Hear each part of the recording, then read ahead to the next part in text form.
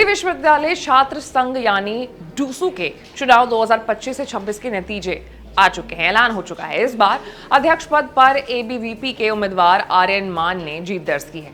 उपाध्यक्ष पद एनएसयूआई के राहुल झांसला के खाते में गया है, जबकि सचिव और संयुक्त सचिव की सीटों पर भी एबीवीपी ने ही कब्जा जमाया है। अध्यक्ष पद के लिए आर्यन मान के अलावा एनएसयूआई की जोसलिन नंदिता चौधरी और एसएफआई आयसा की अंजलि ने भी दावेदारी की थी। कुल मिलाकर के 21 उम्मीदवार इस बार 4 प्रमुख पदों की रेस में उतरे थे।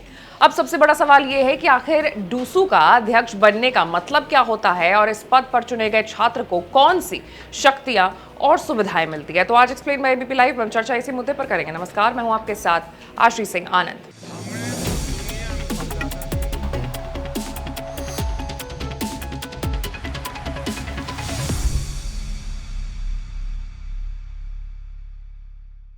दिल्ली विश्वविद्यालय छात्र संघ, जिसे हम डूसू भी कहते हैं, 1954 में अस्तित्व में आया था। यह संगठन विश्वविद्यालय के छात्रों को उनकी समस्याओं और मुद्दों को उठाने का मंच प्रदान करता है। यहाँ चुने गए प्रतिनिधि न केवल प्रशासन के सामने छात्र की आवाज रखते हैं, बल्कि परिसर में सुविधाओं के विस्तार, सामाजिक मुद्दों के समाधान और मानसिक स्वास्थ्य जैसे विषयों पर भी सक्रिय रहते हैं।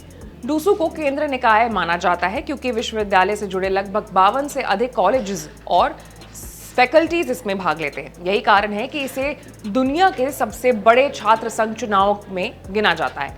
हर कॉलेज का अपना छात्र संघ होता है, लेकिन डूसू उन सभी का प्रतिनिधि संगठन है।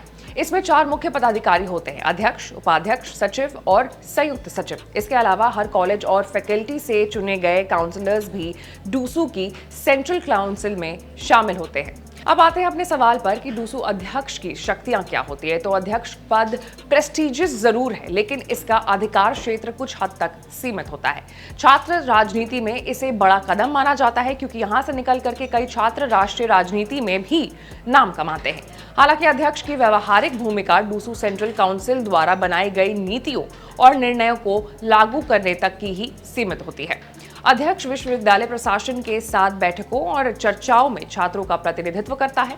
इसमें हॉस्टल की सुविधाएं, परीक्षा और शैक्षणिक नीतियां, परिसर का माहौल और छात्रों से जुड़ी बाकी समस्याएं शामिल होती है। यानी अध्यक्ष की सबसे बड़ी ताकत यह है कि वो छात्रों और सामूहिक आवाज को सीधे विश्वविद्यालय प्राधिकरणों तक पहुंचा सकता है। डूसू अध्यक्ष और बाकी पदाधिकारियों को किसी प्रकार का वेतन या स्टाइपेंड नहीं दिया जाता है, लेकिन उन्हें कई प्रकार की सुविधाओं का जो लाभ है वो जरूर मिलता है। जैसे विश्वविद्यालय की ओर से एक ऑफिस स्पेस उपलब्ध कराया जाता है, जहां से वो छात्र संघ की गतिविधियों को संचालित कर सकते हैं। प्रशासनिक कामकाज और छात्रों की समस्याओं को सुलझाने में मदद के लिए उन्हें सपोर्ट स्टाफ दिया जाता है। छात्र कल्याण और यूनियन संचालन के लिए विश्वविद्यालय से फंड प्रदान किया जाता है और अध्यक्ष और अन्य पदाधिकारी विभिन्न सेमिनार, वर्कशॉप और सांस्कृतिक कार्यक्रमों में बतौर प्रतिनिधि शामिल हो सकते हैं। डूसू का अध्यक्ष बनना न केवल प्रतिष्ठा का प्रतीक है, बल्कि छात्र राजनीति से जुड़ी जिम्मेदारियों का पहला बड़ा सबक भी है। भले ही अध्यक्ष के पास सीमित शक्तियां हों, लेकिन यह पद